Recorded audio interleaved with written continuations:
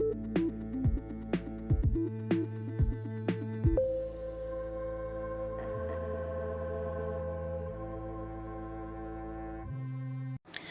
guys, welcome back to releasethecraftin. Priscilla here with another episode of Storycraft.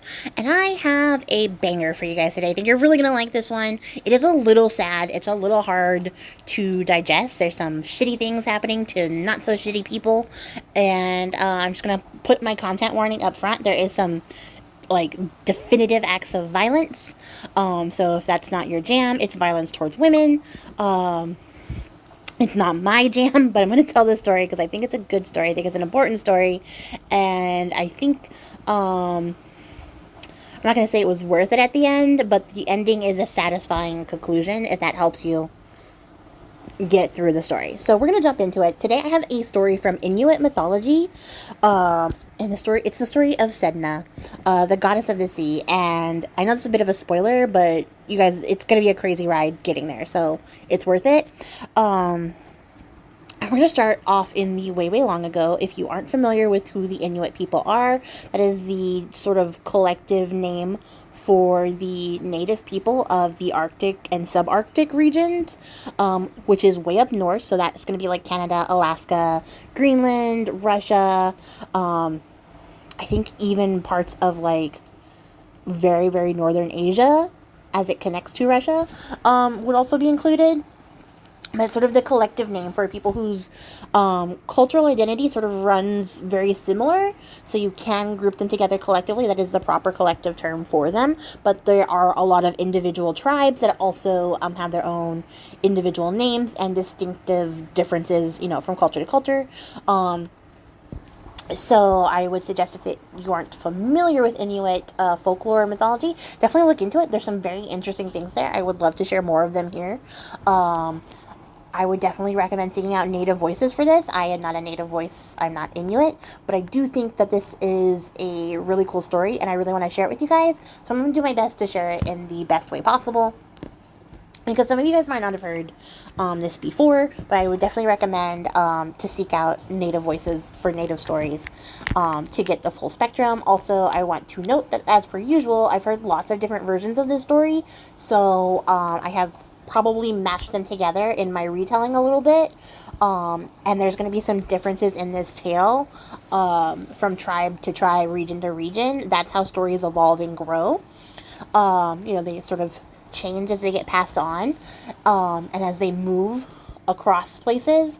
So there's going to be some differences here. So the version that you might be familiar with might be not the same as the version I'm going to tell you, which was a very rough way of saying go seek a proper source if you want a proper story. I'm going to do my best to tell you guys the story here and hope that you enjoy it. So we're going to start in the way, way long ago, way up north, in the very cold places. There was a beautiful young girl named Sedna, and she was not always a goddess, you guys. She was actually a very mortal girl in a very mortal world, having the time of her life in her little tiny village, where she didn't have to do anything because her father did everything for her. He was a very, very good, very skilled hunter and super prolific, so she never went hungry. He was always able to provide food for them and pelts for them because he hunted so much and so well. And so, she never went hungry. She never went cold. They were very well taken care of. And it was just the two of them living together in their little home in their village. And you might be like, wow, that's so idyllic. But the problem is that Sedna, like I said, is a very beautiful girl. Stunningly beautiful, even. And she's so beautiful that she's constantly getting proposals and propositions for marriage from all the young men in her village and the men that pass through her village. So, men who travel there are like, oh, who's that girl? I want to marry her. And she's like, nah, dog. Because Sedna, in the proest of pro moves, turns down every single proposal she gets. It doesn't matter if this is the most attractive guy in the village, if this is the most well-off guy in the village, if this is the best hunter in the village, if this is the worst hunter. She doesn't care. She doesn't want any of them. She doesn't want any of the men's, okay? And in fact, when her father starts to bring up the question of, well, why not? She's like, you're the best hunter in the village, so none of these men can compare. But also, You taught me how to hunt, so I'm not actually impressed by hunters. What I want is to continue to live the life that I currently have, which is a life where I'm being taken care of completely and want for nothing, and I can just focus on myself and my hobbies. Which, like, girl, same. That's all I want too. Like, seriously, I don't blame her for not wanting to change her lifestyle and jump into a marriage when she's literally being taken care of, wants for nothing, and has all the time in the world to herself. Like, jealous. Same. That's all I want. And so she continues to turn down the proposals. And her father, who initially was very happy to take care of his daughter, now that she's of marrying age, is like, this isn't going to work out. Like, you got to do something. You got to get married. And she's like, you'll find that I, in fact, do not have to get married. And she really didn't, because her dad kept providing for her and she kept being fine. So, like, what was she trying to get married for? No reason. She didn't need to.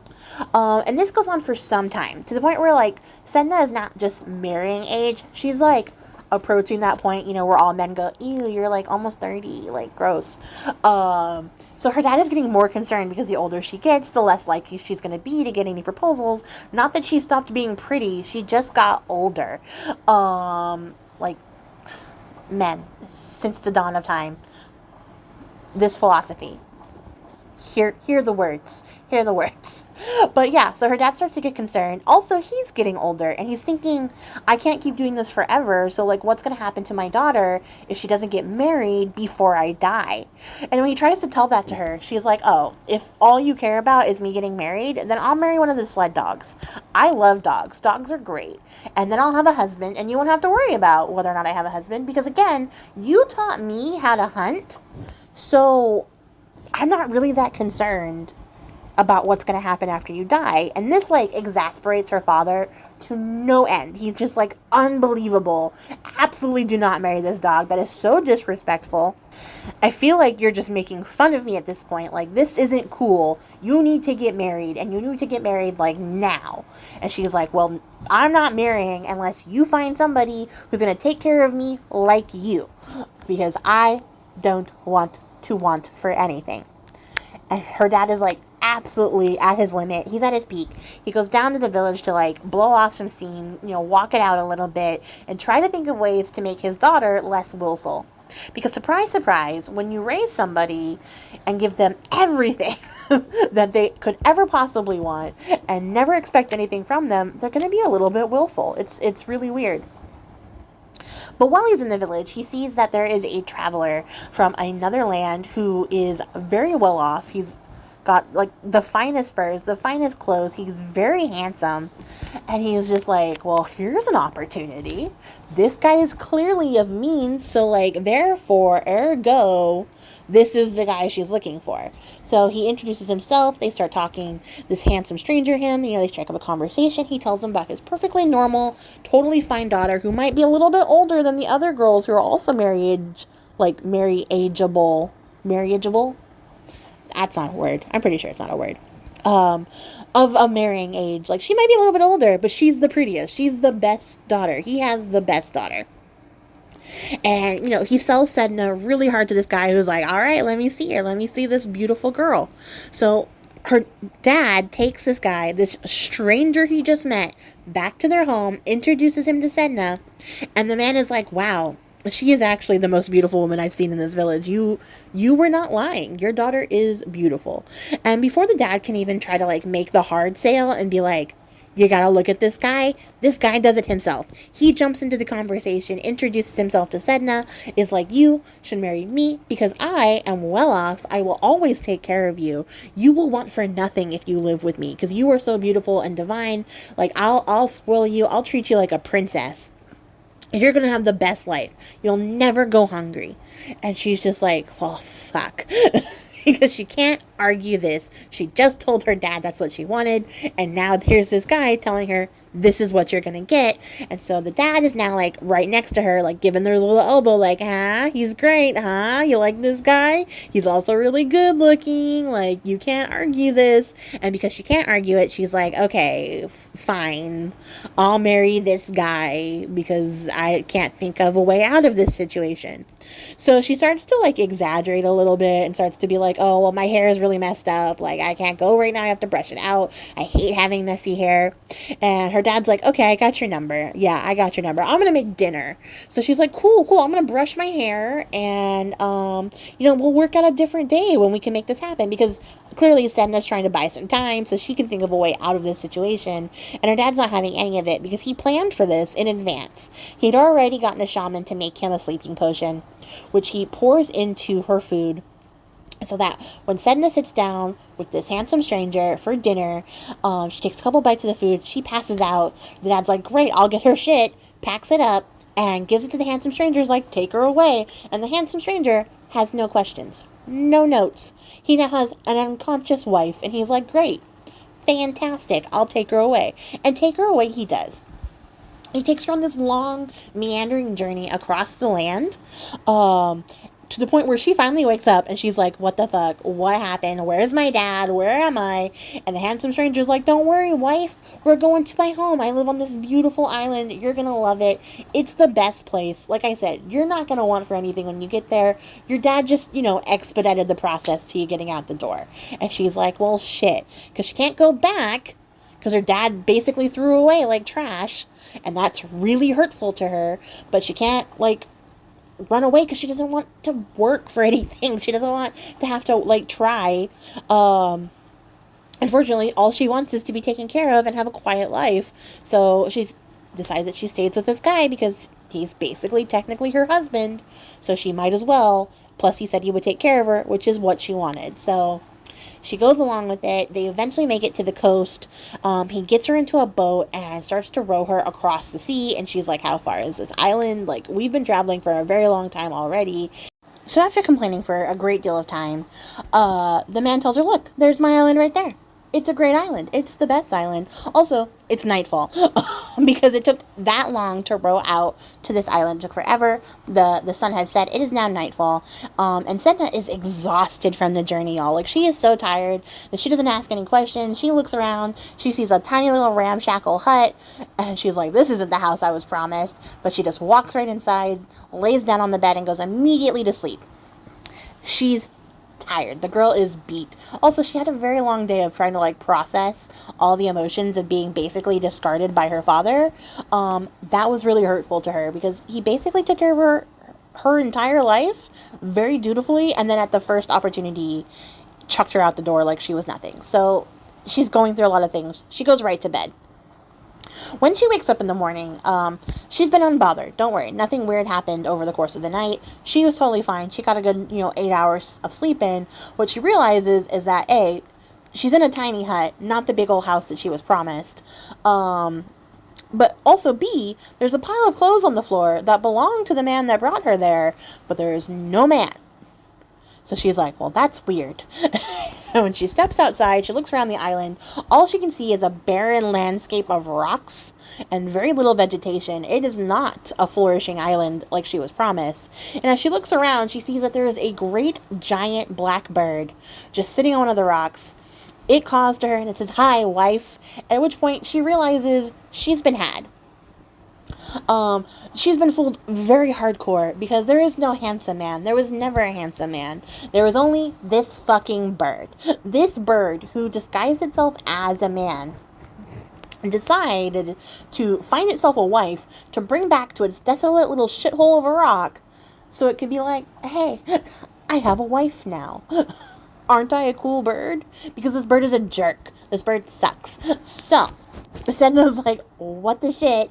You lied. And he's like, no, I brought you some meat so you won't be hungry. I said you wouldn't be hungry. And she's like, what about the 999 other things you promised? And he's like, oh, that was all a lie. I was lying because I wanted a wife. And she's like, cool, great. I love the way that you toyed with my life. That's really cool of you. You suck. And he's like, you can't say that.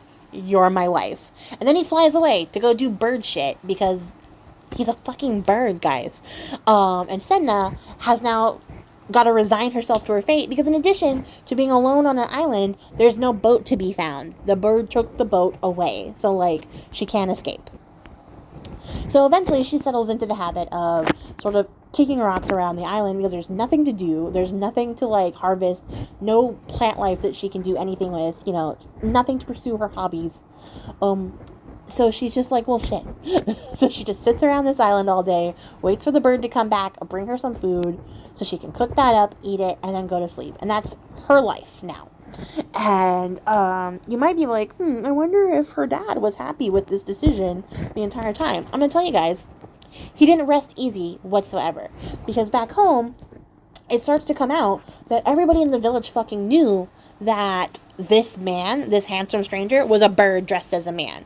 So everybody else saw through the bullshit, but apparently her dad had like rose-colored lenses on and was like, everything is wonderful, no questions. And he realizes now that he's been played for a fool, but on top of being played for a fool, he's also like, well, shit, my daughter is probably suffering now that she's the wife of a bird, and I didn't want her to marry the dog, but I also really don't want her to be married to a bird. So after some time, probably several weeks, because he's not a cool guy, of deliberation and guilt, he decides to go after Sedna and get his daughter back. And there's a couple of different, like, story versions where no one can really decide what causes the dad to go get Sedna back. So I like to think he just sat there and stewed in his guilt for a while and then was like, okay, I gotta do something about this. I can't keep feeling this way. So he sets out on his own incredible journey, and he starts to row across the sea to go save Sedna. He has all of his hunting gear with him. He's going to get rid of this bird one way or the other so he can bring Sedna back because this is shenanigans. She needs to be married to a proper man. When he makes it to the island, he finds Sedna, but he also finds the bird, who is giant and a bit larger than most prey that he's used to hunting. So her dad, using a small bit of wit, thinks on his feet, throws his spear in such a way that it pins the bird's, like, wing to a rock, and then he snatches Sedna, gets in the boat, and rows away immediately. So in the boat had to be the most awkward conversation possible because she's just sitting there like, you married me to a bird. And he's like, no, it wasn't me. I'm not guilty of anything. Actually, I didn't know he was a bird. At which point I imagine Sedna was like, well, then why are you here? Because she's not taking his shit, right? And the dad is probably trying to backpedal and be like, well, you wouldn't marry anybody, so, you know, I had no choice. Like, you were being very difficult to me. It was very inconvenient to me. So, therefore, it's not my fault I married you to a bird. I drugged you and then married you to a bird. Like, he really probably tried to, like, walk that back, and it didn't go well in the boat. The conversation was tense. But while they're in the boat, rowing away from the island, the bird, who is trapped on the rock, gets very distressed and starts cawing loudly, like madly crying out. So all of his bird friends hear him and they come to the island and they're like, oh my god, what happened? And he's like, you guys, I'm a victim here. Like, I fooled this girl into marrying me. I basically kidnapped her. I let her dad drug her and just ship her off. I took her. I brought her here to be my wife. She was my wife for a while, but you guys, her dad came back and took her away from me, and that's my wife. That's so unfair to me because I lied to her to get her here.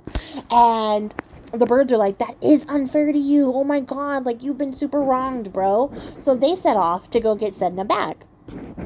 And as they're flying, you know, they're beating their wings so furiously that they are whipping up the waters underneath them. They're whipping up the sky above them so that by the time they catch up to Sedna and her father, they've created this huge storm. There's this huge maelstrom, right? And it starts to, like, toss the little tiny boat that Sedna and her father in are, like, around because the waves are getting, like, 50 feet high. And Sedna and her father are clinging to the ends of, like, the boat for dear life. Her dad's trying to row as best as he can, but he realizes as he's hearing the call of the birds mixed in with the thunder that they're pursuing him. That, like, they're being pursued because he took Sedna. And like a cool guy would do, like a really cool bro move, he picks up Sedna, tosses her over the side of the boat, and then tries to row away. Because he figures, you know, they'll take her back. She'll be like an offering to the sea if they don't take her. And, you know, like, he'll be able to save himself in a really cool dad move, right? So Sedna, you guys, who isn't helpless, she knew how to hunt, so she also learned from her father a skill. The skill is swimming. So she swims to the boat, and she manages to grab onto the side as her dad is trying to row away, and he panics. He sees her little fingers, like, grab onto the edge of the boat, and she calls out from the water, and she's like, Father, please, pull me back in, please. This is madness. Like, just let me in the boat. And he's like, no, like, if I let you in, they'll never stop chasing us. So he grabs a little axe off of his belt, and he uses that to cut off the fingers on her left hand, and he cuts them off up to the first knuckle, right? And she cries out, but Sedna doesn't let go of the boat. She continues to hold on with what's left of her fingers, to the point where her dad's like, well, shit. So he does the same thing to her right hand, cuts her fingers off up to the first knuckle, and she cries out again. And she's like, Father, please see reason. Like, please let me back in the boat. We can survive this together, I promise. And the dad's like, no, I have to save myself. So like a merciless bastard, he cuts off her fingers again on her left hand up to the second knuckle, so she can no longer hold on to the boat. She can't cling to the side with that hand. And before she can even react, before she can beg him again, he does it the same thing to her right hand. So now she has to let go of the boat. She can no longer hold on. Her fingers have been chopped to pieces. And she tries to swim back towards the boat again, after she's lost her hold on it. And her father, like the merciless bastard that he is, picks up the oar, smacks her on the head with it, which totally dazes her. She's nearly unconscious by this hit. And then he puts the oars in the water and rows away at a speed that, like, the gods are jealous of. Which, you might be wondering, why didn't he do that in the first place? If he had this second gear, he could just throw it into. No one knows. Her dad sucks. That's the moral of this story. It's not the moral, but it is the high point of this story. Her dad sucks.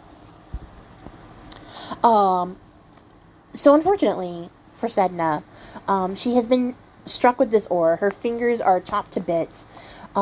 She's so dazed that all she can do is sink through the murky haze of waters as the sea, like, rolls around her in the middle of this storm. She can't keep herself afloat. She's struggling already. And she starts to sink beneath the water. And as she flows through the water, she passes from gray water into blue water.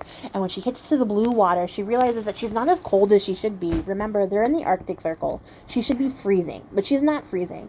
She's not warm, but she's not super cold either.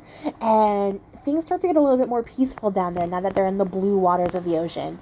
And she sees around her the little bits of her fingers floating down with her as she slowly drowns into the water. But she also sees, with her fingers, the blood that's trailing from her fingers, like the little stumps that are left, the blood trailing through the water. And as she watches her blood, like, dissipate and become part of the ocean, the pain starts to leave her too. So she's no longer feeling any pain. Remember, she's slowly drowning as she's going down, but she continues to descend in the water, surrounded by what's left of her hands, like, farther down, deeper down, until it starts to get darker and darker and darker. And then she hits a point where the ocean is totally black. And she's still awake, but barely. She's barely holding on. And then she goes from black to blacker than black.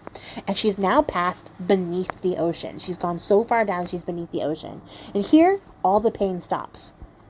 And as she floats, she realizes that the little pieces of her fingers are starting to get bigger and bigger. And they're changing. The little pieces of her fingers are turning into animals. They're turning into seals and whales and walruses. They're turning into all manners of sea creatures. This burst of color erupts before her. It's fish of all kinds, just, like, emerging from what's left of her fingers. Her blood is turning into fish. And it's just, they're spreading out across the ocean. And she is amazed to see all these different animals just sort of emerging from her being. And she realizes that she's now hit the bottom of the bottom. And she no longer has feet. She has the tail of a fish. And she has been transformed. Sedna is no longer a mortal girl. She has passed through the ocean into the underworld. And is now the goddess of the sea and the underworld. But in addition to being the goddess of the sea, she's also the mother of the sea, because she has managed to bring life to the oceans themselves, right? All sea creatures come from Sedna. she populates the ocean. And because she populated the ocean with all these creatures, the people are able to live very well off of the fishing that they do in the ocean. So basically, in wanting to be a person who is taken care of and well fed, she has managed to do that for all the people of the world by populating the ocean. She has now fed and taken care of the entire like world with the bounty of the ocean that she has provided. And you might be like, well, that's sad because now she's just down there at the bottom of the ocean by herself. But she's not entirely by herself. And I'll get into that in a second.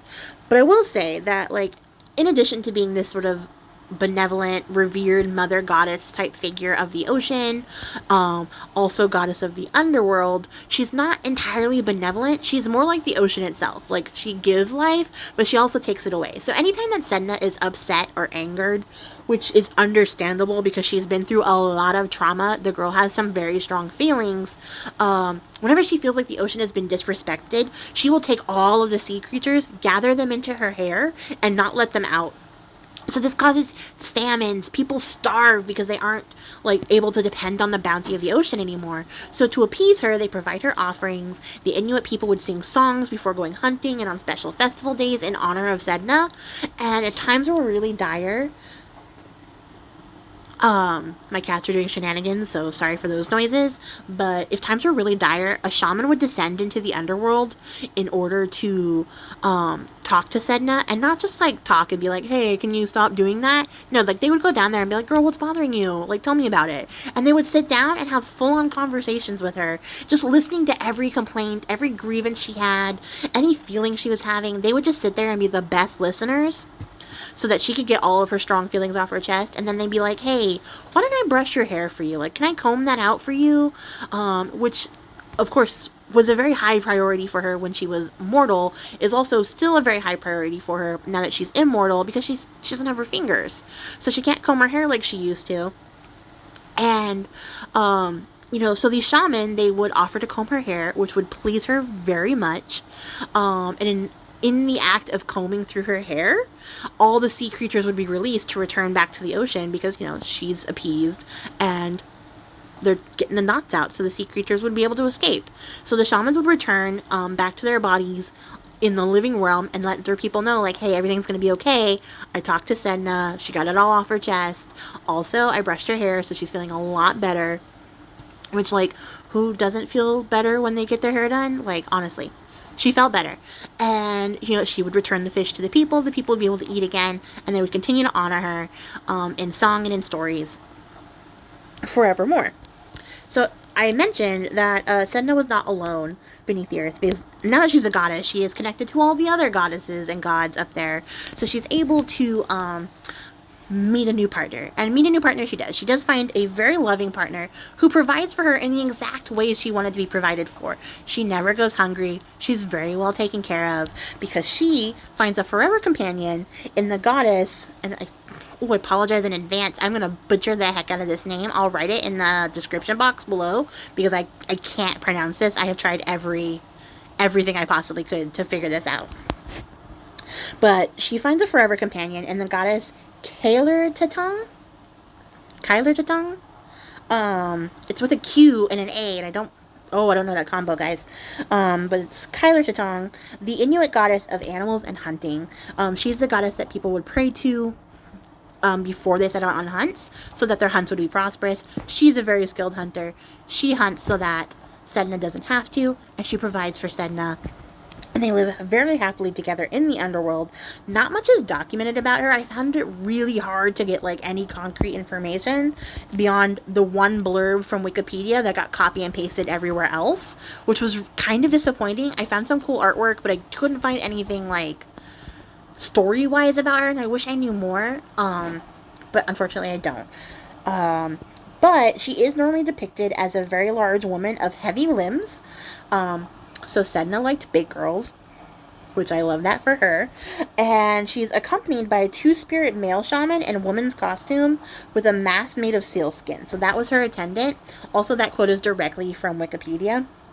Thank you, Wikipedia, for doing my research for me. So in the end, Sedna found in Keller the hunter who would take care of her, leaving her free to take care of others as the mother of the sea, which I think is really beautiful. It's a really happy ending to a very tragic story of a girl who just wanted to be like left the fuck alone and also taken care of, but nobody was happy with her in that state. They weren't going to let her have that as her happily ever after. Also, she was very capable of taking care of herself, but saw no reason to do so as long as people were taking care of her. And I think that's like another important thing. Like, she just wasn't bothered to like take the extra step if other people were going to do it, but she could do it and saw no fear or hesitation in doing so. It wasn't like she was reluctant to take care of herself because she wasn't worried about what would happen after her father got too old to take care of her. She was just like, yeah, I'm going to continue to live this life until I can't anymore, and then I'll just take care of my damn self and continue to live this life. Like, she wasn't interested, and like that just couldn't sit well because patriarchy, right? Something like that. So that's the end of the story. I hope that you guys enjoyed that. As an interesting little bit of note, a little bit of research I found out while doing this, the Inuit underworld is called Adlivan, and it means those who live beneath us, and it's considered to be the realm beneath the land and the sea. So it's in Adlivan that Sedna made her home. And her role there as underworld goddess is to keep the souls there of the dead for a year so that they can get purified and then prepare them to rest in the land of the moon, or Quidlivan, which is a place of eternal peace and rest. So souls would go to her realm first. They would spend a year there, sort of going on like a cleanse, getting purified, and then they would travel to the land of the moon afterwards in order to find their forever rest. And I think it's really poignant that although she had a very messy end, she does get to be the person that facilitates people in their journey onto the next plane, or, you know, onto their path, like, to final peace, which I think is something really beautiful in the narrative. It makes her a little bit less scary as an underworld goddess, but also she's an underworld goddess.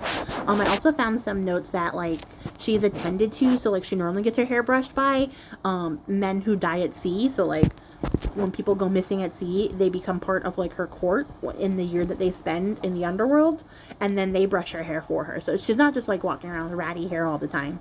She has, like, dead sailors do it for her, which is also just a really cool note. So I hope you guys like that. I hope that you enjoyed hearing about Sedna and that you like her story. If you like what I do here on the channel, don't forget to like, comment, subscribe, the things. I leave all my links or stuff, you know, in the description box below, so you can check that out.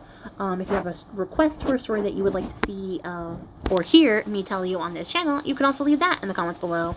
If you made it to the end of the video, I appreciate your faces, and I'll catch you guys all in the next one. Till then, happy crafting! Bye!